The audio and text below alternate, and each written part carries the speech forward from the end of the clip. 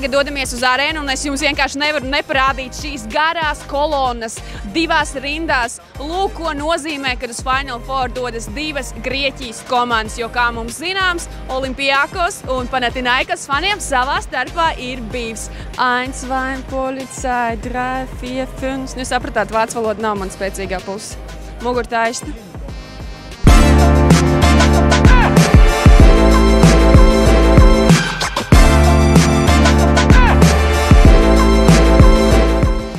Klau, pie kortiem mēs jau esam bijuši, bet kas būtu, ja es tev parādītu ekskursiju pa šo arēnu?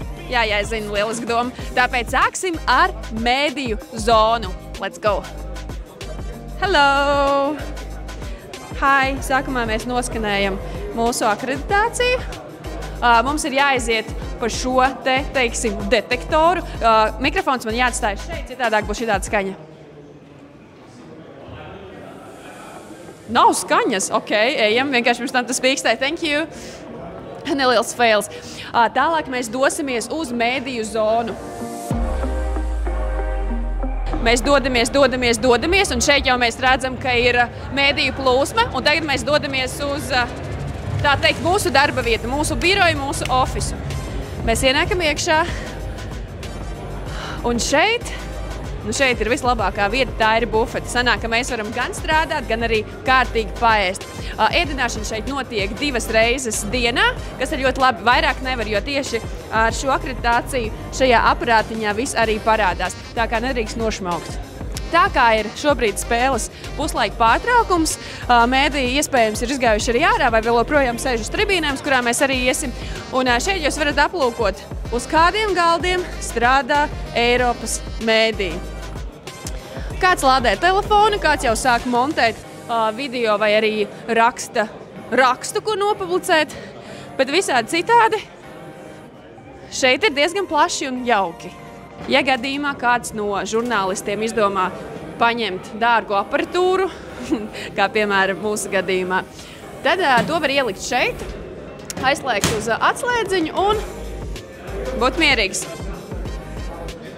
Kā mēs redzam, kontakts ir nodibināts ar pārējiem mēdījiem, tāpēc dodamies tālāk. Vēl viena lieta, ko es gribu atzīmēt, ka šogad Berlīnē ir ārkārtīgi daudz žurnālistu no visas Eiropas.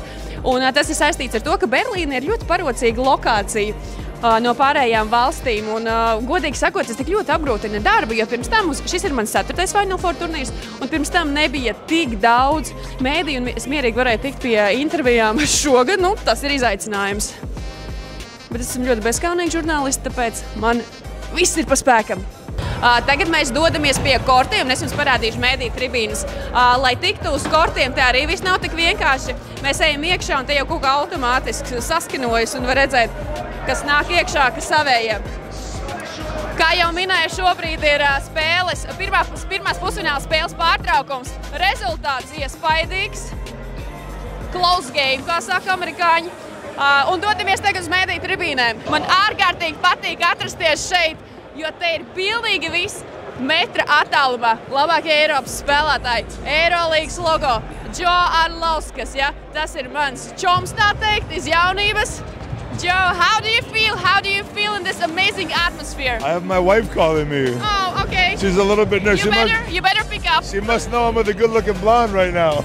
You better pick up, man. Un tagad dodamies uz manu un filmētāja biroju. Ieeja ir tikai no viena sāna, tāpēc mums ir jāievelk vēders un jāiet. Sorry, seems to be the hardest one. Un jāiet līdz galam, līdz mūsu lokācijai. Oi. Ejam. Starp citu, man aiz muguras ir sekstīgākā Eirolīgas reportiere. Un mēs esam atnākuši. Attiecīgi no šīs lokācijas mēs varam vērot spēli. Mums atnes protokolu, nu tas vairāk man dara, lai es varu labs jautājumus uzdot. Ūdens, klade, lādētājs. Vai man vēl kaut ko vajag šajā dzīvē?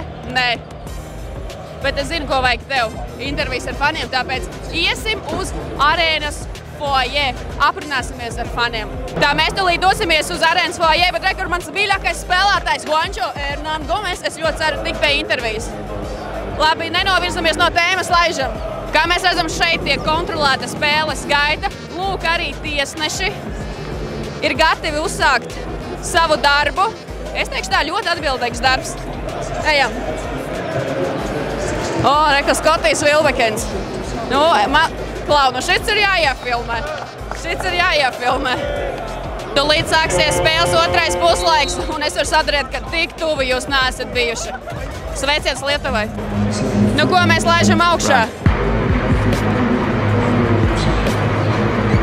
Krosiņš. Vai cik labi, ka es gāju uz intervāliem treniņiem savulaik. Ops. Tad arī mēs esam atnākuši beidzot uz arēnas foyer, kur pulcējas visi fani. How much did you pay for a ticket to come here? 500 euros. He's our boss, he paid. Yeah, he's the boss. He's the boss, he paid for us. You're a great boss. Yeah. Big boss. I wish to all basketball fans boss like you. About 600 euros. Is it okay for you? Yes. Okay. I love Panathinaikos, so You're ready to pay whatever money you have. whatever. All of it. How much it cost all the traveling here and the ticket? 1,200 euros? Yeah, approximately. Is it much for you or it's okay? Yeah, we worked. I think. You work hard. Yeah, hard and half year. Yeah, we were very hard working, and but we're here. Yeah, we're happy for that. Yeah. Okay, so guys, enjoy the basketball. Thank you. Bye. First of all, congratulations that you made it to the finals. Thank you. Thank you also, Mr. Ataman. Thank you so much. Like this. How much money did you pay to come here and to buy a ticket? So all of the expenses like accommodation and tickets and everything, like 800 or 900 euros, I think, something like this. Tas brīdis ir pienācis, pirmā pusfināla spēle ir noslēgusies. Tas nozīmē, ka mēs varam tagad pavakariņot. Un kas mums ir piedāvājuma klāstā? Mums ir lapu salāti ar sēnēm, ar cēzarbērcīti. Mums ir pončiki. Nē, tas nav man vienais, neesmu tik izsaukus. Tas ir arī filmētājiem. Un 2 sendviči. Labu apetīti man, labu apetīti jums. Ko mums ir operatoru punčiki ir pilni, tas nozīmē, ka mēs varam beigt mūsu nelielo ekskursiju. Atā!